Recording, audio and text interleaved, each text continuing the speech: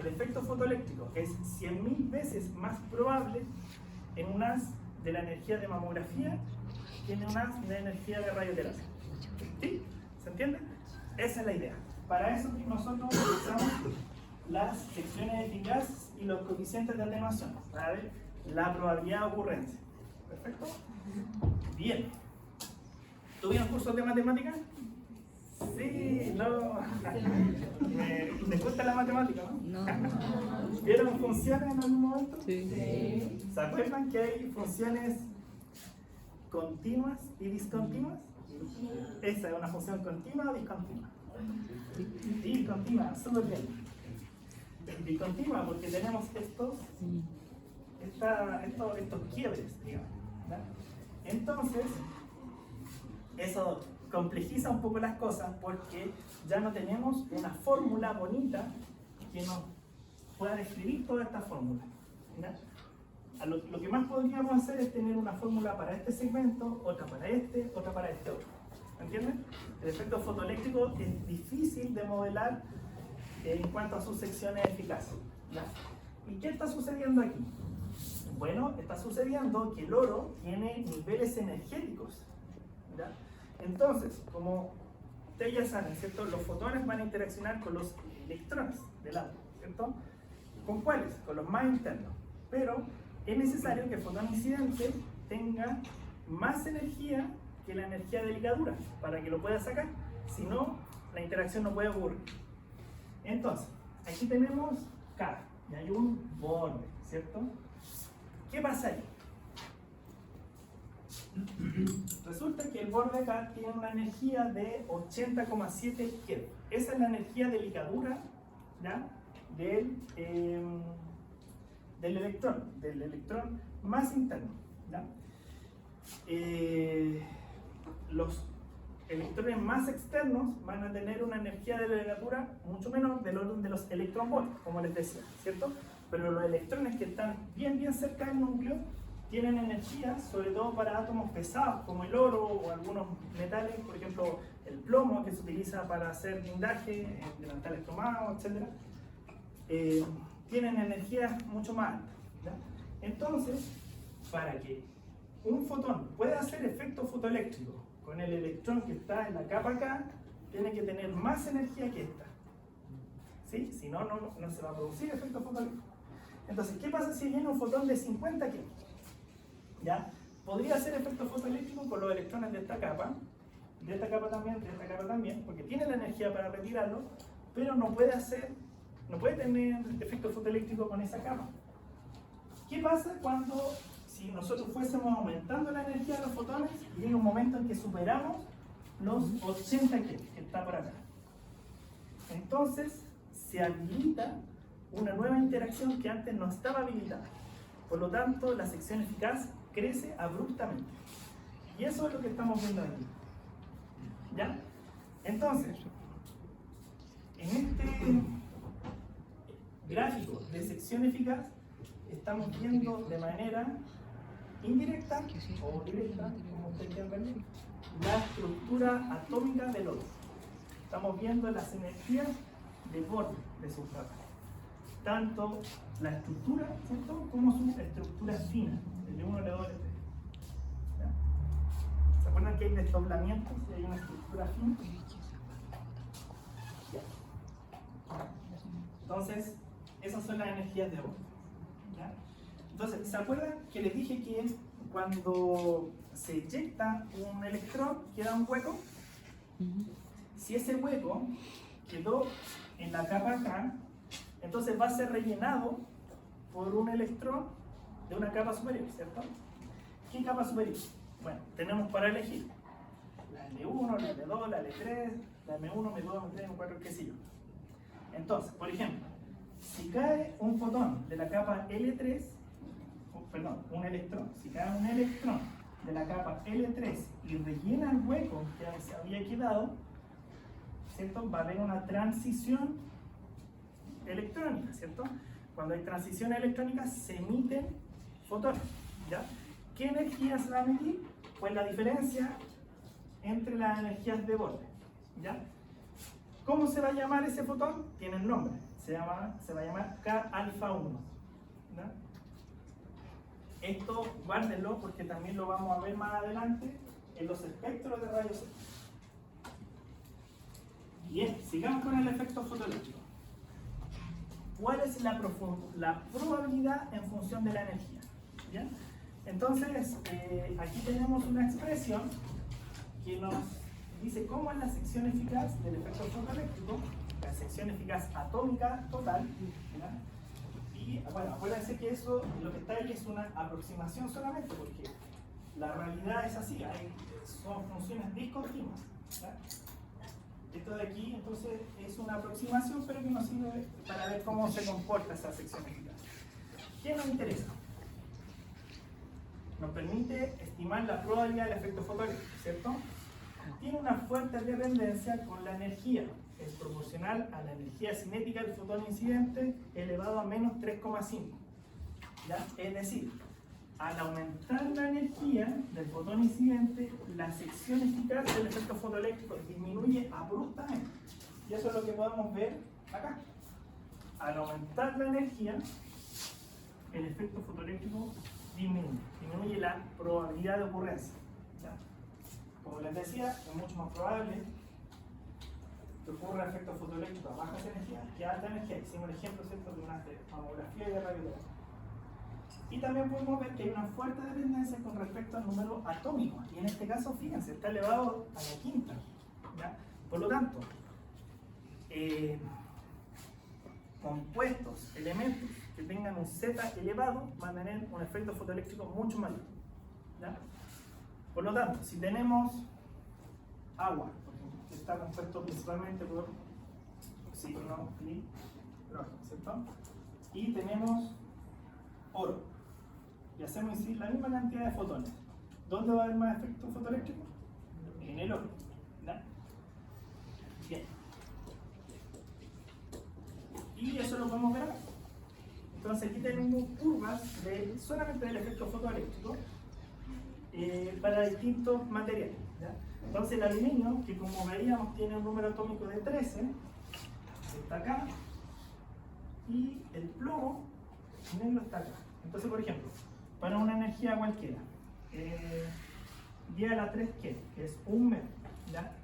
Tenemos que para el aluminio tenemos acá y para el plomo acá. Entonces, para esta energía es 1, 2 órdenes más probable que haya efecto fotoeléctrico, ¿cierto?, en el plomo que en el aluminio.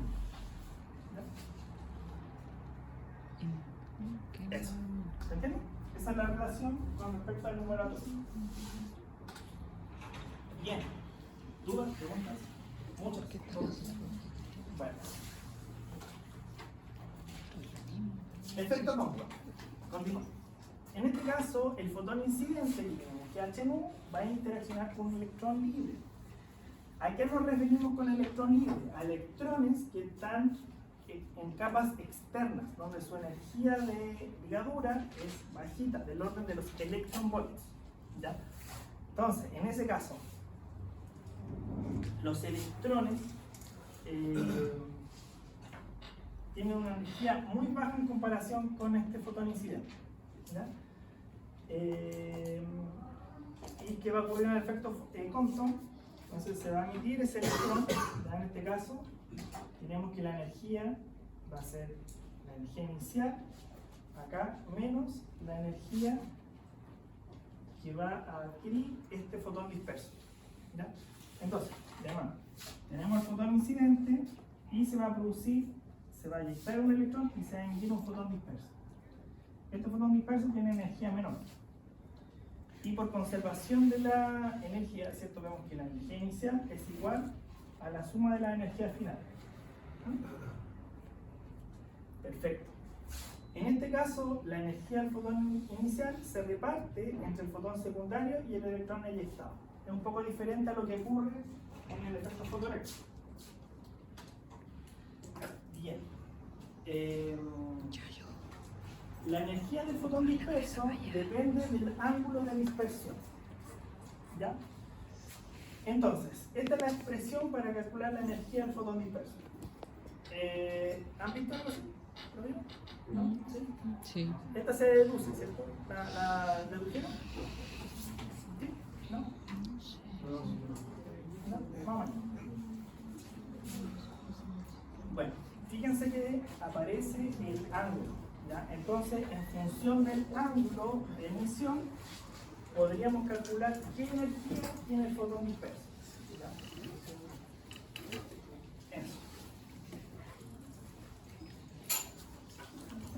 Entonces, nos podemos preguntar, ¿qué ángulo produce la mayor energía del fotón disperso? Aquí les preparé un gráfico donde se muestra la fracción de la energía del fotón disperso. ¿Ya? 100% es que adquiere toda la energía, 0% que no adquiere nada y se la lleva todo al electrón. ¿Ya?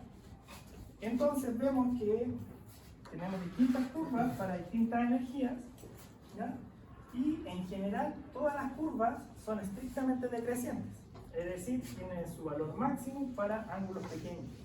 Por lo tanto, cuando el fotón disperso se imita en la misma dirección que el fotón incidente, ¿ya? Es decir, como para allá, o para allá, o para allá, en la misma dirección, va a tener la mayor cantidad de energía transferida.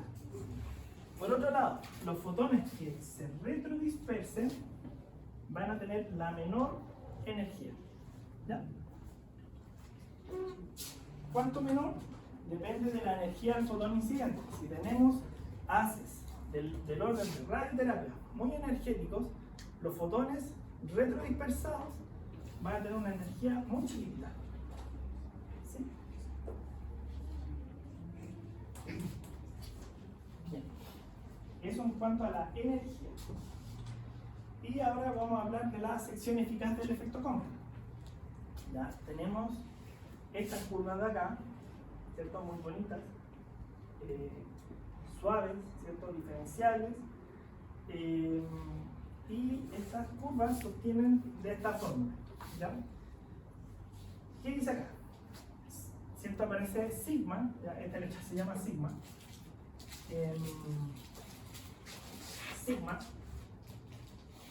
E, porque es electrónica. En este caso estamos analizando la sección eficaz electrónica. ¿Ya? Dice C, porque es la sección electrónica del efecto Compton. Y dice KN, porque estos caballeros, Klein y China, encontraron esta expresión, ¿ya? En la primera mitad del siglo XX.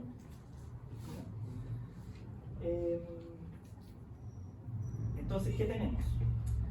Tenemos que esto es la sección eficaz diferencial, es decir, por ángulo. Lo que estamos analizando aquí es ver cuál es el ángulo más probable.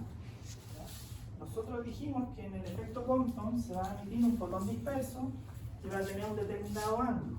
Ya sabemos que si se emite para acá va a tener una alta energía y si se retrodispersa va a tener una menor energía, ¿cierto?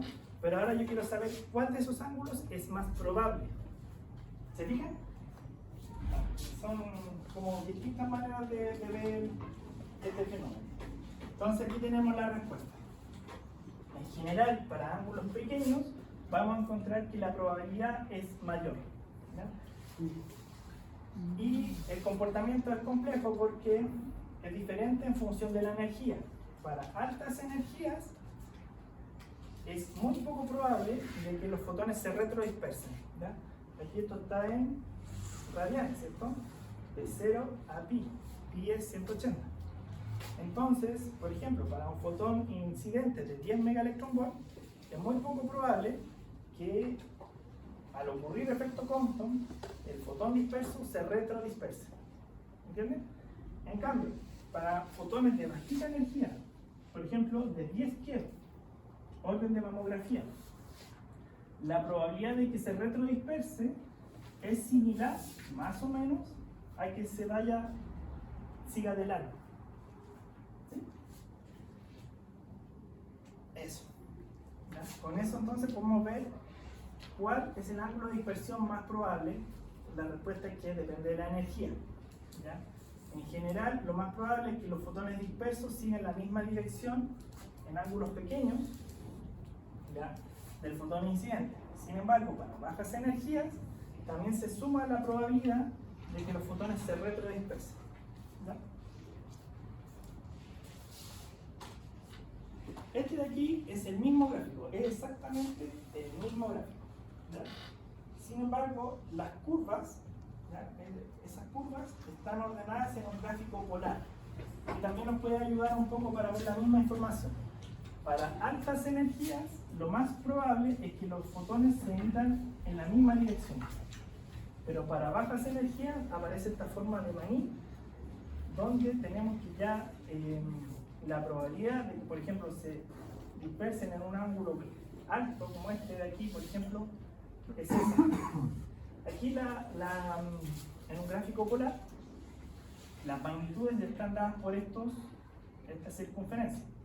Entonces, por ejemplo, mira, la probabilidad de que se emita un fotón en ese ángulo, ¿ya? Para este fotón es aquí esa intersección. 1, 2, 3, 4, 5, 6, ¿ya? Y de que se retrodisperse, muy chiquitita. ¿Sí?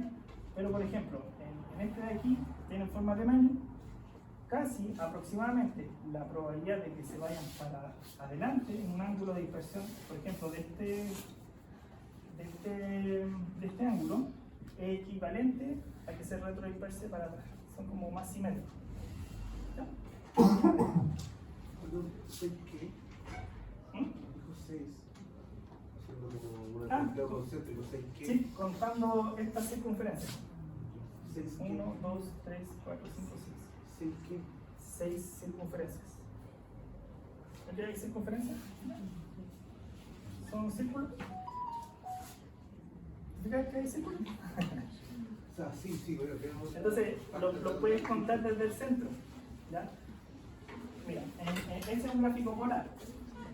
¿Ya? En un gráfico normal, los ejes, las magnitudes están ordenadas aquí. Aquí van de 0 hasta 80, ¿cierto? En este caso, también va de 0 hasta 80, pero está ordenado radialmente. ¿Se fijan? Entonces, bueno, aquí hay 1, 2, 3, 4, 5, 6, 7, 8. Entonces, cada una serían, si eran 80 veces, son 80 milibar. Entonces, cada uno de esos circulitos serían 10 milibarnos. Entonces, la probabilidad, por ejemplo, de que este fotón se disperse en 90 grados es aproximadamente la, ¿cierto? Entonces, tengo 1, 2, 3, 4, 40 miligramos. ¿Se fija? La probabilidad de que el fotón de 0,01 metro se disperse en 90 grados es 40 miligramos. ¿Está bien? ¿Está separado acá? La probabilidad de que el fotón de 0,01 metros se disperse en 90 grados es de 40 miligramos. ¿Te fijas? Es la misma información. Un gráfico con él. ¿Ya? Eso. Les presento los gráficos polares. Muy útiles cuando estamos viendo este tipo de interacciones. ¿Ya? Fíjense que aquí tenemos interacciones, queremos saber qué es más probable, si el fotón disperso sea para allá o sea para allá, ¿cierto? Entonces lo podemos ver en ese gráfico o lo podemos ver en este gráfico. La misma información presentada en distintos gráficos. Perfecto, ahí tengo escrito lo mismo que les decía. Bien, ¿qué pasa entonces si integramos la sección eficaz diferencial? Vamos a tener la sección eficaz total, electrónica. Y nos va a dar esta curva muy bonita que nos dice que el efecto Compton es más probable a bajas energías y menos probable a altas energías en general. ¿Ya? Sin embargo, esto se obtiene de la sección eficaz de Klein y China, ¿ya? Que la desarrollaron, no sé, en la primera mitad del siglo XX. Actualmente sabemos que el gráfico real, que se puede hacer con mediciones o modelándolo de otra manera, tiene esta forma. ¿Ya? Entonces, por ejemplo, esto está hecho para el LUMI. Vemos que el efecto Compton es más probable para estas energías. pero que para bajas energías es poco probable. ¿Ya? Eso igual tiene sentido porque acuérdense que yo les decía que cuando los fotones incidentes tienen baja energía, los fenómenos de tipo partícula tienden a ser menos probables. Empiezan a presentarse los fenómenos ondulatorios. Entonces, en general, todos estos efectos fotoeléctricos, efecto Compton, para bajas energías ya no se presentan. Para baja energía, estoy hablando del rango de la luz visible, por ejemplo. La luz visible tiene del orden de electron volts de energía. ¿Ya? Entonces, la luz visible no hace efecto Compton, no hace efecto fotoeléctrico. ¿Ya? Bueno, depende.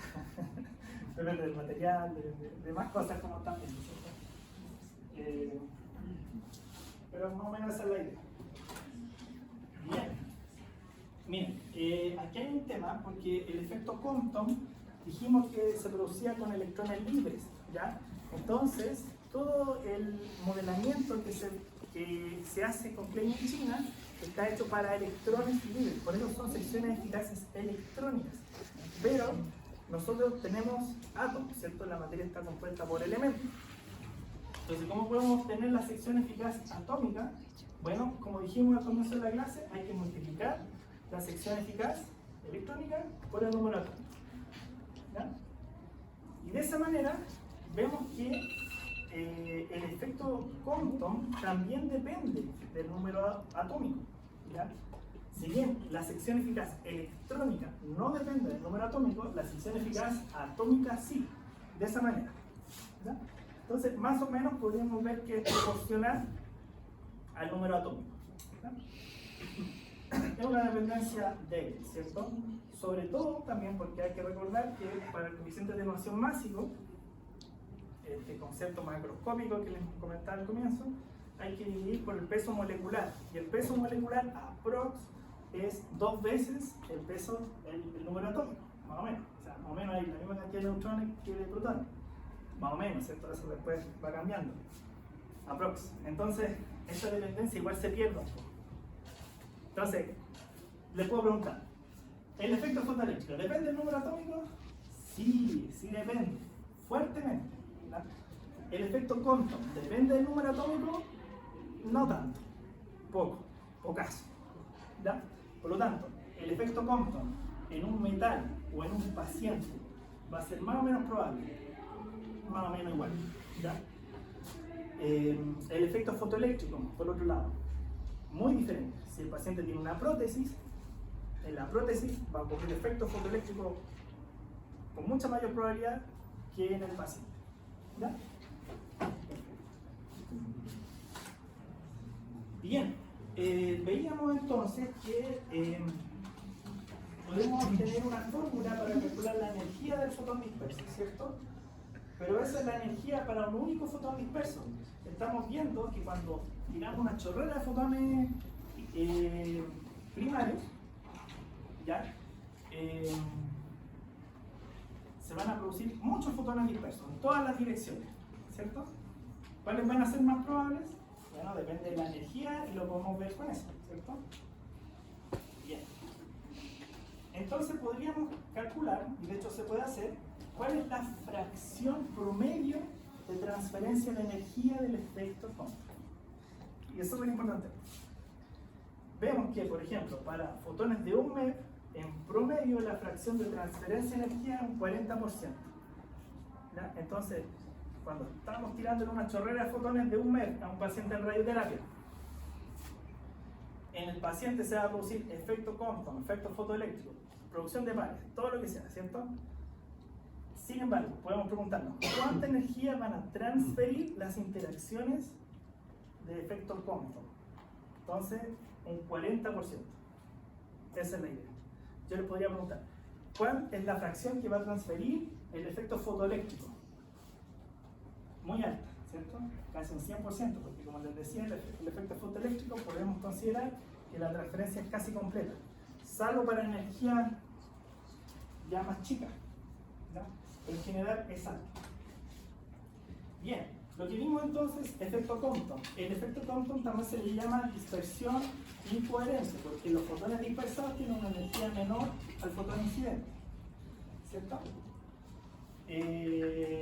también está el efecto Rayleigh, ¿ya? Que es una dispersión coherente, donde el fotón incidente va a interaccionar con todo el átomo y se va a emitir un nuevo fotón con la misma energía pero en dirección diferente, ¿ya?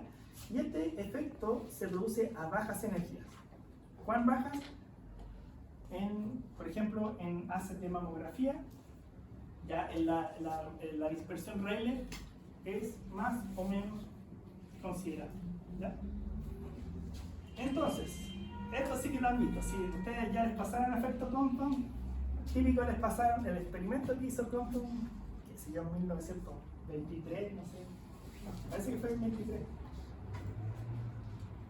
¿Les suena similar? O sea, familiar. ¿Sí? No, nada. Ya.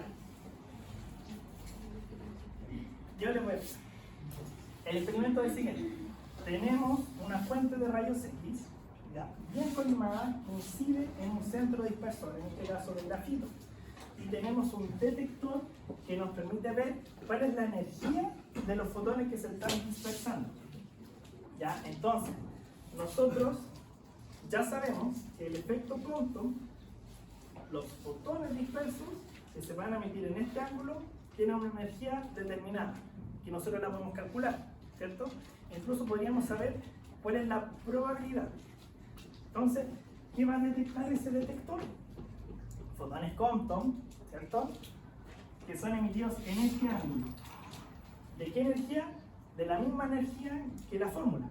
Y eso se puede comprobar experimentalmente. Por ejemplo, si el detector se coloca en 45 grados, vamos a detectar, no, más fácil, en 135 grados, es decir, acá, ¿ya? Los fotones que se dispersan para atrás, en ese ángulo. Vamos a detectar estos fotones, ¿ya? Y también vamos a detectar fotones que tienen, esto, lambda, es la longitud de onda incidente, ¿cierto? Y lambda prima es la longitud de onda del fotón disperso. La energía del fotón disperso es menor. Como la energía es menor, la longitud de onda es mayor. Por eso en el gráfico es mayor, ¿ya? Entonces, a 135 grados el detector va a detectar fotones dispersos, pero también va a detectar fotones de la misma energía. Ya sabemos que estos provienen del efecto Compton. ¿De dónde provienen estos? Efecto Rayleigh, ¿ya? Entonces, cuando uno lee esta cuestión en los libros y aparece este famoso mono, no te explican qué es cada pico. Solo te dicen corrimiento de la longitud de onda de Compton, ¿cierto? ¿Pero de qué? De los fotones que se detectan primarios por efecto Rayleigh, ¿ya? Este experimento se hizo para bajas energías, ¿ya? Si nosotros repitiéramos el experimento, y algo que podríamos hacer con simulaciones de Monte Carlo con alta energía, veríamos que los fotones primarios ya no se dispersan porque no hay efecto Rayleigh a altas energías, solamente habría efecto Compton, ¿ya? Eso. Entonces, ese experimento me permite ver dos cosas: dispersión Rayleigh coherente y dispersión Compton o incoherente. Producción de pares. La última que vamos a ver. La producción de pares sucede. Bueno, esta me acuerdo que en la prueba diagnóstica, ¿cierto?, no la habían escuchado.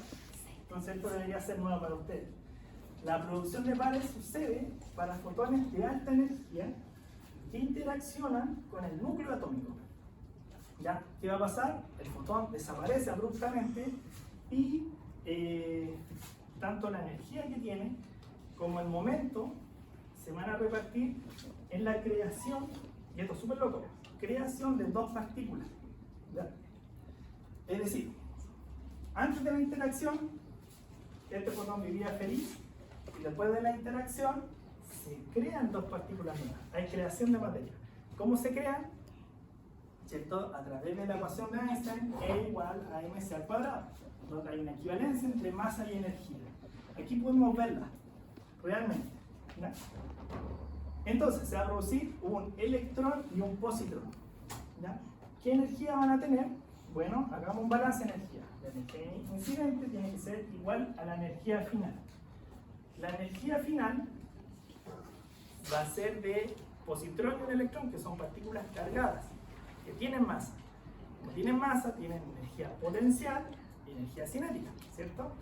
La energía cinética tiene que ver con la velocidad que adquieren estas partículas, y en este caso la energía potencial la podemos interpretar como la energía que está guardada, comillas, en la masa. ¿Ya? ¿Cuánto es la masa de un electrón? 511 keV, o 0,511 metros. ¿Ya? Como el positrón y el electrón tienen la misma masa, entonces la energía potencial es 1,022 metros. Esa es la energía almacenada en la masa de las partículas. ¿Ya? Eso. Entonces por eso queda este balance. ¿Cuál es la energía cinética que van a tener estas partículas? Va a ser entonces HNU menos 1,022 metros. ¿Ya? Bien. La probabilidad de ocurrencia, bueno, no les quise poner fórmulas ni gráficos porque aquí igual se complejiza un poco, así que con palabras nomás nos basta. La probabilidad de ocurrencia o la sección eficaz, ¿cierto?, es proporcional al cuadrado del número atómico. Además, al aumentar la energía fotoincidente, también aumenta la probabilidad de ocurrencia. Esto es algo interesante. Se requiere como mínimo de 1,022 MeV para que ocurra la interacción. ¿Por qué? Porque necesitamos esa energía para poder crear las partículas. ¿Ya? Y aquí le pongo, recordar que por E igual a mc cuadrado, que es cierto, es la equivalencia de energía y masa, pero sin considerar que la masa se está moviendo, esto es en reposo. ¿Ya? La masa en reposo de un electrón es 511 keV. ¿Ya? Entonces, esa es la producción de pares. Bien, y esto de aquí sería un resumen de todo lo que hemos visto. Por ejemplo, tenemos carbono, tenemos los coeficientes de atenuación de cada uno de los fenómenos que acabamos de ver. Por ejemplo, aquí tenemos mu fotoeléctrico. ¿Ya? Esta curva de acá es del efecto fotoeléctrico. Aquí tenemos mu de Rayleigh. Esta es la curva, esta de acá es la curva de Rayleigh. ¿Ya? Mu, producción de pares. ¿Dónde comienza? En 1,022 metros. Entonces, para acá no hay. Comienza de aquí para allá. Aquí tenemos. ¿Ya? Y Compton. ¿Dónde está Compton? Acá, esta de aquí. ¿Sí? Esas son en este caso, los coeficientes de atenuación. Como vimos al comienzo de la clase, son proporcionales a las secciones eficaces, ¿cierto? Entonces tienen que ver con la probabilidad. Y la interacción total que puede tener el fotón es la suma de todas las probabilidades. Como son probabilidades, se suman, porque cuando, ¿cierto?, tenemos probabilidades y el fotón puede sufrir una interacción o otra interacción o otra o otra. Cuando son O's, las probabilidades se suman. ¿Sí? Cuando es I, se multiplican, ¿se acuerdan? Ya, aquí es lo mismo. Entonces, la interacción total del fotón es la suma de todas las interacciones. ¿Ya? Entonces, ¿cuál es la probabilidad de que el fotón interaccione? Es la suma de las probabilidades de interacción de todos los fenómenos. ¿Me entienden? ¿Y PP qué es? PP. Ya, no, PP. Ah, esta no la vimos. Ajá. Bueno, PP es producción de pares. Y esta sí que es loca, aquí se muere. Producción de tripletes. No se producen dos, se producen tres. En realidad igual se producen dos, pero en vez de la interacción producirse con un núcleo, se produce con un electrón orbital. Entonces, tanta la energía que el electrón orbital sale despedido. Entonces salen los recién creados, electrón-positrón, más el electrón eyectado. Entonces, como son tres, producción de tripletes. Pero eso es un fenómeno ya para altas energías y poco probable. ¿No? Poco probable hay un orden menos probable que la producción de pares. Sí, 10 veces menos probable. Súper buena, muy buena observación. Ya, entonces veamos la curva continua negra que está arriba, que es la suma de todas las interacciones. Fíjense que para bajas energías, la curva negra se parece mucho al efecto fotoeléctrico. ¿Sí? Están pegaditas. ¿Por qué? Porque a bajas energías, en el carbón, ¿cierto? Carbono, perdón. El carbono, a bajas energías, lo que más predomina es el efecto fotoeléctrico. Después, la curva se parece mucho al efecto Compton.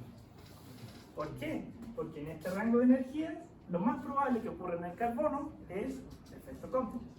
Y después, fíjense, como que se compite entre el efecto Compton y la producción de pares. ¿Ya? Pero ya para más alta energía, va a predominar producción de pares. ¿Ya? Entonces, por eso las curvas tienen esa forma, porque son la suma de todas las interacciones. Y eso para el carbono. Podríamos considerar lo que es lo que sucede en el cuerpo humano, con un número atómico pequeño.